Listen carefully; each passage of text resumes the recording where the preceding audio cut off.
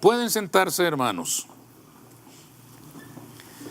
Paz en Cristo, así se titula nuestro estudio de este domingo, y vamos a estar leyendo en el Evangelio según San Juan, en el capítulo 16, vamos a leer el verso 32 y 33.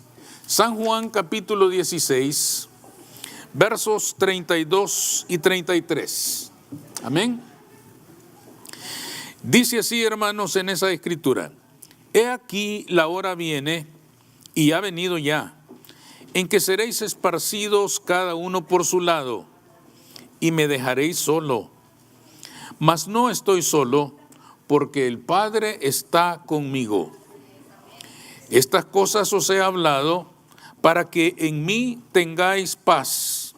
En el mundo tendréis aflicción, pero confiad, yo he vencido al mundo. Jesús, hermanos, habla francamente con sus discípulos y les anuncia su inminente regreso al Padre.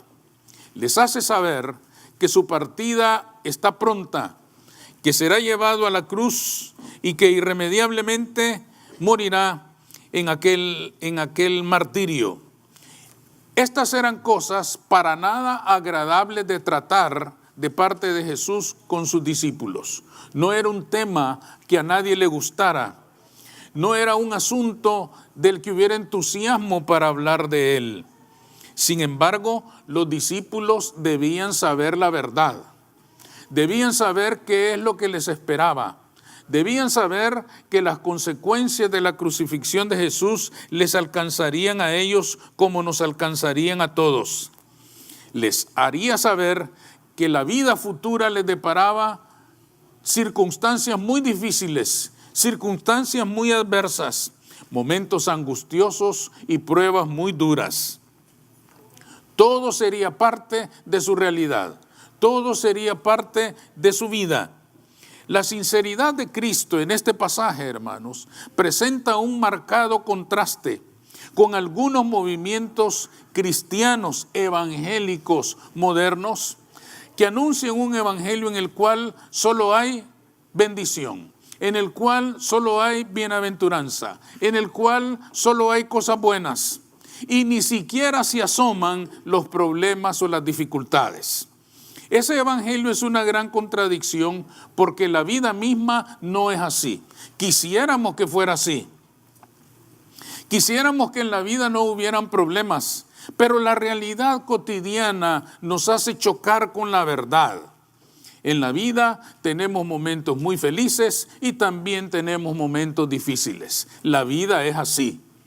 Por lo tanto, nosotros vemos a Jesús como maestro hablándoles a sus discípulos con toda franqueza, advirtiéndoles la realidad de la vida, anticipándoles los problemas y las dificultades que les esperaban por ser sus seguidores, por ser sus discípulos. Nosotros, desafortunadamente, en muchos lugares escuchamos un evangelio que no es real, que no es verdadero, que no está apegado a la realidad. ¿Quién no ha escuchado de movimientos como el pare de sufrir? ¿Qué quiere decir eso? No debe de haber dificultades, no debe de haber problemas. El hombre debe ser permanente y continuamente feliz y dichoso. No estoy diciendo que no se deben anunciar las bendiciones del Señor. Claro que sí. Pero las bendiciones del Señor llegan después de que se lucha, después de que se batalla, después de que se enfrenta la vida tal como es.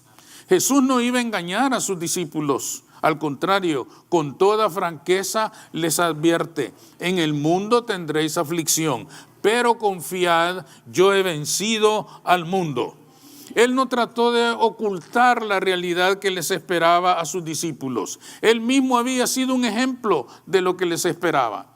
Sus discípulos le habían visto a él ser tratado injustamente. Sus discípulos le habían visto a él ser víctima de los ataques continuos y permanentes de los fariseos, los saduceos, el Sanedrín en general. Ellos mismos habían visto a Jesús, cómo la gente le trataba injustamente, cómo le había abandonado cuando no llenaba sus expectativas, cuando Jesús les decía: yo no soy lo que ustedes creen, mi reino no es de este mundo, mi reino es espiritual. La gente le abandonaba. Ellos habían visto todo esto, lo habían visto sufrir, habían visto a su misma familia, como hablábamos la semana pasada, llamarle loco cuando él anunciaba ser el Mesías. Su madre y sus hermanos dijeron: está fuera de sí. Ellos habían visto la injusticia presente en la vida misma de Jesús. Por lo tanto, el Señor les dice: si lo he sufrido yo, ¿qué les hace creer que ustedes no tendrán que enfrentar la vida tal como es? Sin embargo, notemos una cosa. Sus discípulos habían visto sufrir a Jesús, pero también lo habían visto dormir en medio de la tormenta. Dormir apaciblemente en medio de la tormenta. Quiere decir, hermanos, que habían tenido las dos visiones de la vida. La visión real y genuina de la vida. En la vida hay aflicción, pero debemos confiar porque el Señor ha vencido al mundo. Amén. Él quería que tuvieran una visión equilibrada de la realidad. ¿Por qué les habló entonces con tanta franqueza? En primer lugar, porque el sufrimiento es parte de la vida. Como ya dijimos, los discípulos mismos habían visto a Jesús sufrir en su paso por esta tierra. Se había visto obligado en muchos casos a luchar con el hambre, con el cansancio, con el frío. A diario tenía que manejar el acoso de multitudes que le seguían nada más para recibir algo, que le seguían y le buscaban nada más para que le diera pan, para que le sanara de sus enfermedades, para que hiciera provisión para cualquiera de las necesidades que tenían en su vida, pero que no llegaron a amarle con fidelidad.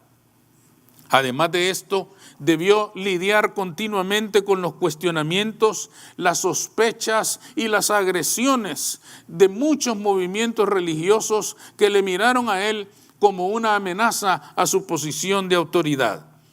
También los discípulos fueron testigos del rechazo que Jesús sufrió de su familia, que ya hemos mencionado. De una manera tan directa y tan fuerte, María y sus hermanos rechazaron la visión de Jesús como el Mesías. Todo esto formó parte de la experiencia de Jesús de caminar en este mundo. Por lo tanto, para Jesús era mejor que sus discípulos supieran bien una cosa: su fe en Él no era garantía de que el sufrimiento nunca aparecería en sus vidas. Pero también, como ya dijimos, le habían visto dormir profundamente en la barca mientras la tormenta azotaba y amenazaba con hacer pedazos aquella embarcación. Es más, le habían visto con asombro acallar la tormenta a una sola orden suya. Por lo tanto, los discípulos sabían quién era Jesús. Jesús era un hombre real, genuino, verdadero, que enfrentó la vida con todo lo que era, pero que siempre fue vencedor. Amén. Y esto es lo que quería que ellos comprendieran. El Evangelio de Cristo, hermanos, es veraz. El Evangelio de Cristo no busca crear falsas expectativas en todos los que creen. Nunca plantea una situación de vida marcada por la abundancia permanente, la felicidad y la dicha, como si fuera un cuento de hadas. El Evangelio de Cristo está enmarcado en la realidad. Le anuncia al ser humano que si cree en Jesucristo, esto no significa que nunca más tendrá problemas. Lo que sí significa es que nunca más peleará las batallas de la vida solo. Es que va a enfrentar las dificultades y los problemas tomado de la mano del Todopoderoso, del gran vencedor, del capitán de los escuadrones de Israel, que le va a llevar a la victoria en todas sus batallas. Eso sí lo dice el Evangelio de Jesucristo. Amén. Sus batallas las peleará acompañado del victorioso, pero batalla implica lucha, batalla implica guerra. Batalla implica confrontación, enfrentamiento, y en cualquier enfrentamiento, en cualquier confrontación, en cualquier lucha y en cualquier batalla se sufren heridas, se resienten golpes, se tienen que resistir caídas y tropiezos, porque es una batalla, porque es una guerra y sobre todo hay que lucharla. El Evangelio de Jesucristo está lleno de bendiciones, pero cada una de ellas han de ser conquistadas en el nombre de Jesucristo. El Evangelio verdadero no le dice a nadie, extiende la mano y recibe, aunque en cierta medida eso se cumple. Porque todos los que hemos aceptado a Cristo tenemos que reconocer que hay ocasiones que ni siquiera extendemos la mano. Parece que el Señor se acerca a nosotros y mete la mano en el bolsillo para bendecirnos, aunque nosotros no querramos.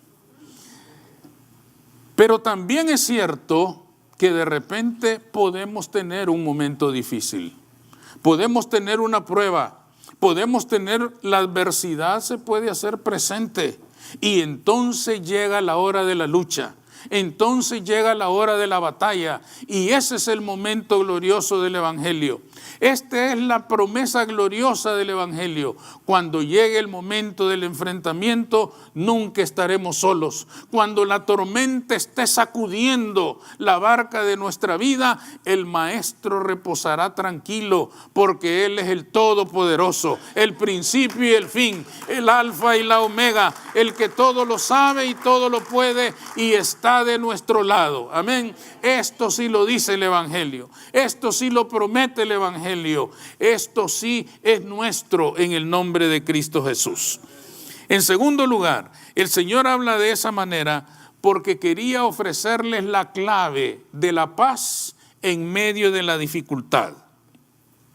Dentro de todo lo difícil y doloroso que resulta el discurso de Jesús en este pasaje, hay algo que llena a los discípulos de esperanza. O hay unas palabras que deben llenarnos a nosotros de esperanza. Estas cosas os he hablado. ¿Cuál era su propósito? Para que en mí tengáis paz.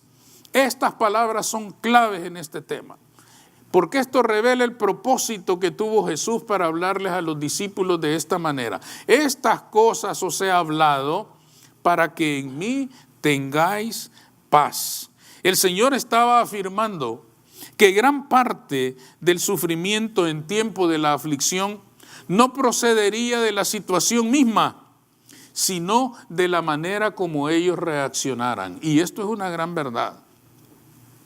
A veces la situación misma no es la que nos causa más dolor, sino la desesperación, la angustia, la aflicción, la ansiedad, que puede producirnos una situación difícil.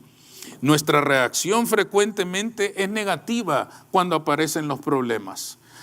Porque cuando no hemos comprendido la verdadera naturaleza del Evangelio, la primera pregunta que nosotros hacemos cuando llega la prueba es: ¿por qué a mí si soy cristiano? ¿Por qué a mí si soy hijo de Dios? ¿Por qué me pasa esto a mí si asisto a la iglesia, sirvo en mi congregación? ¿Por qué me puede venir a mí una dificultad? Parece, hermanos, que nuestra reacción ante los problemas es lo que nos produce desesperación. Jesús les dijo que les había compartido la verdad no para que se angustiaran, no para que se desesperaran, sino para que se aseguraran de tener paz. Y la paz estaría en Él y no en ellos. Fijémonos bien en esto. Esto es clave en estas palabras. La paz que ustedes necesitan está en mí. No la busquen en ustedes mismos. Yo creo, hermanos, que el Señor es tan sincero, tan franco con nosotros y con sus discípulos.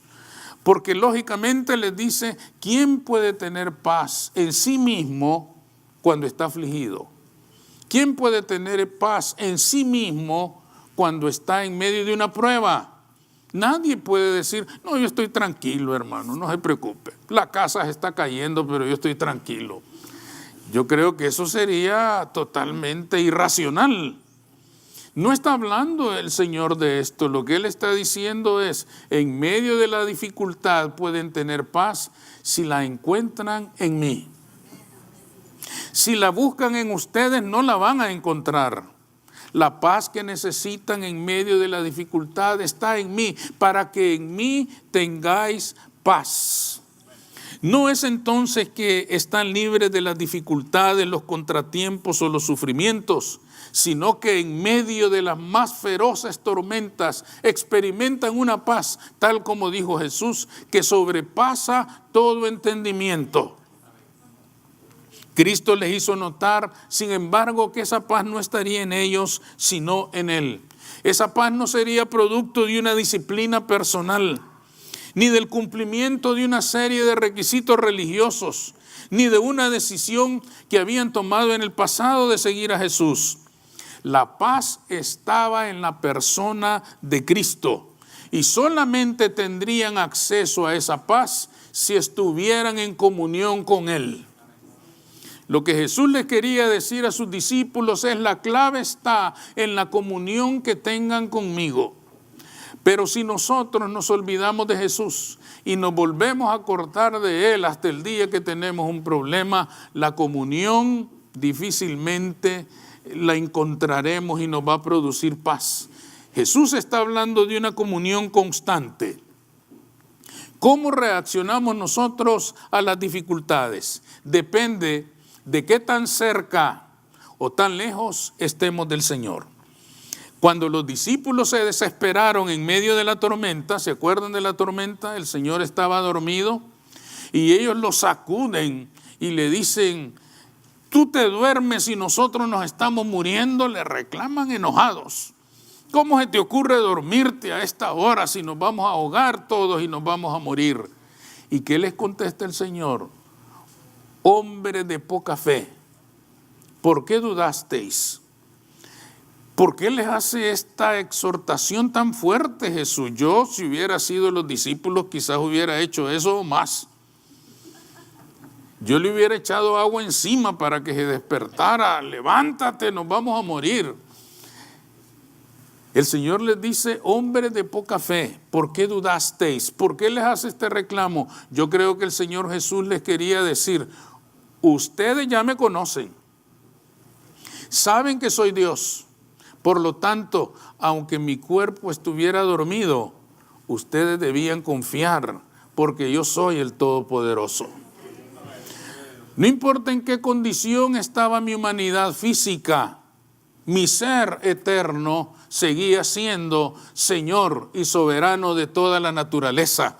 Por lo tanto, ustedes debían confiar. Por eso les hizo este reclamo. Quiere decir, hermanos, que la causa de la desesperación de los discípulos fue haber perdido ese vínculo de confianza en su maestro. La causa de su desesperación y su angustia no eran las olas en sí, sino la idea de que como Jesús estaba dormido, pues ni cuenta se iba a dar cuando todos se murieran.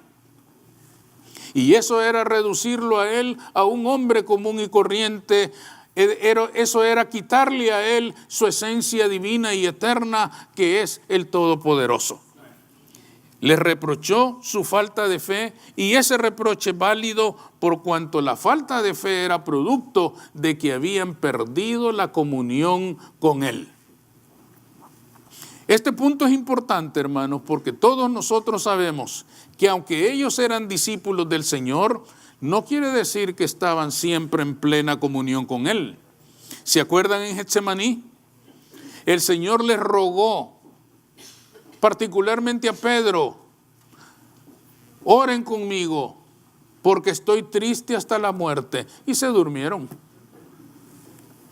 Y Él les está rogando, les está suplicando y les dice: oren conmigo, porque mi alma está triste hasta la muerte. Y se durmieron. Quiere decir, hermanos, eran discípulos, pero esto no quiere decir que la comunión con Jesús era plena.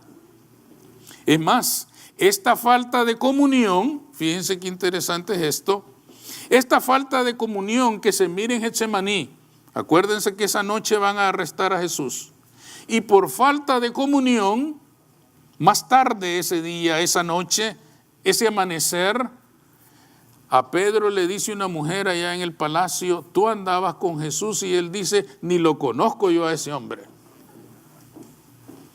¿Por qué se produjo esta caída tan terrible en la vida de Pedro? Porque la comunión se había ido y reaccionó sin confianza, reaccionó sin fe ante la situación difícil por la que estaba atravesando y fracasó.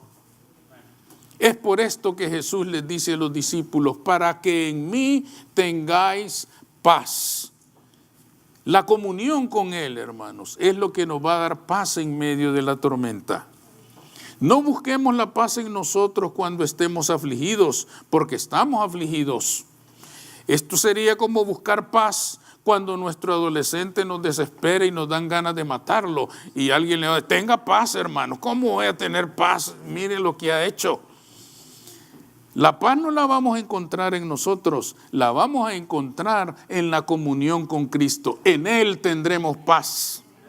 Si tenemos comunión con Él, sabremos reaccionar de la mejor manera a las dificultades y vamos a salir vencedores, porque ya no estamos solos, porque nos acompaña el gran vencedor de todas las batallas y en Él somos más que vencedores. Amén.